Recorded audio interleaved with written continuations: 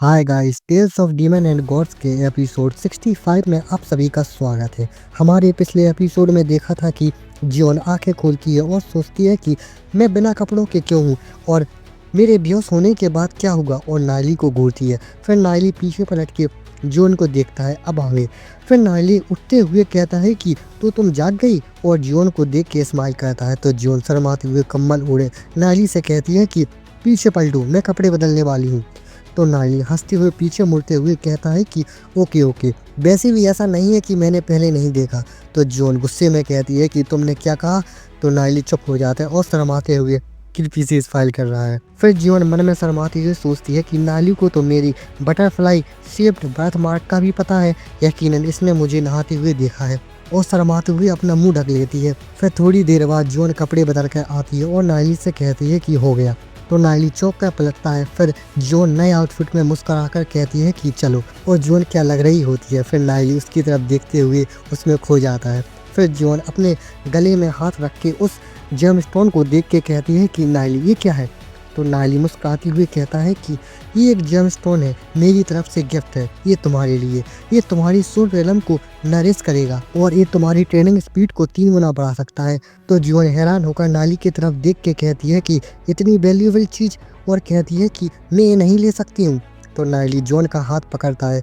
तो जॉन शर्मा जाती है और नायली कहता है कि रख लो, मैंने तो इससे भी अच्छा रखा हुआ है। फिर जॉन नायली का हाथ दूर करती है और दूर खड़ी हो जाती है और क्यूट सा मुंह फुला लेती है। फिर जॉन नर्वस होकर कहती है कि ठीक है, तो मैं इसे तुम्हारे लिए संभाल कर रखूंगी, जब तुम्हें इसकी ज़रूरत हो तब ले लेना।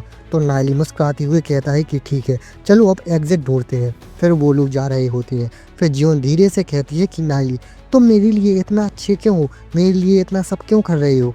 तो नायली पलटता है और रोमांटिक अंदाज में कहता है कि क्योंकि मुझे तुम पसंद हो। तो जियोन ये सुन के शौक में ब्लश करती हुई कहती है कि पसंद।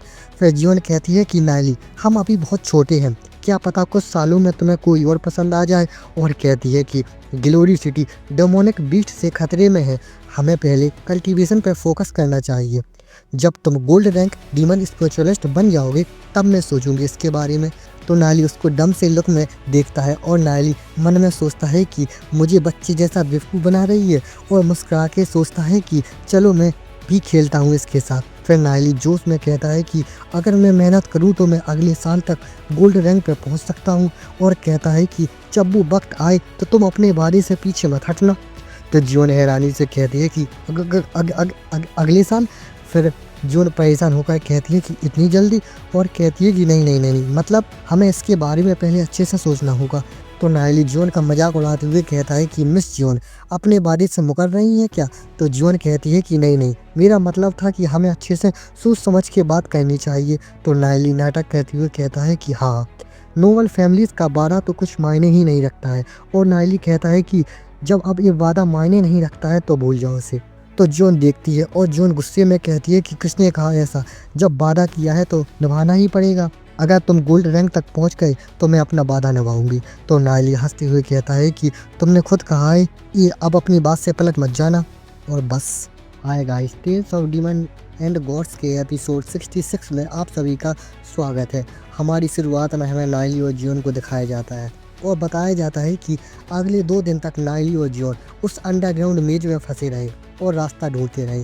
फिर नायली टोच को पकड़े हुए कहता है कि आखिर ये एम्परर कॉन्ग नहीं कैसा इंसान होगा, इतना बड़ा मेज बना दिया।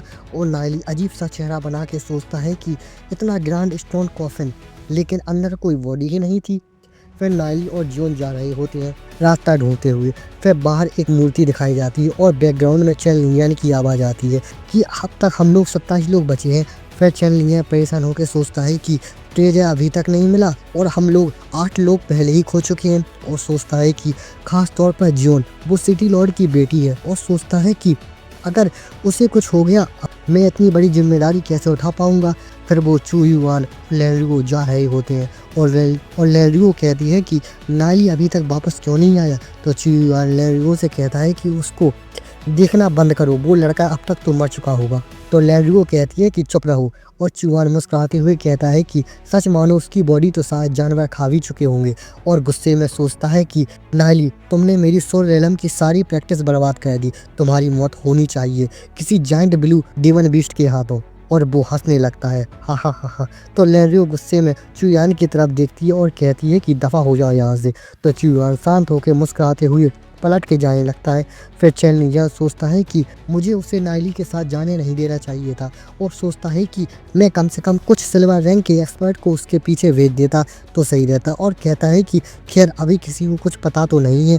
और चैनलिंग यह सोचता है कि हम यहाँ और इंतज़ार नहीं कर सकते हैं, पहले मिलिट्री ग्राउंड के आसपास सर्च करते हैं, फिर वापस जाकर उन्हें ढूंढते हैं। और कहता है कि हम 2 लोगों को यहाँ छोड़ देते हैं, बाकी सब मेरे साथ चलो मिलिट्री ग्राउंड की तरफ। और ग्रुप के सब लोग कहते हैं यस यस। तो लैरियो कहती है कि मैं यहीं रुकूंगी, उनका इंतज़ार करूंगी।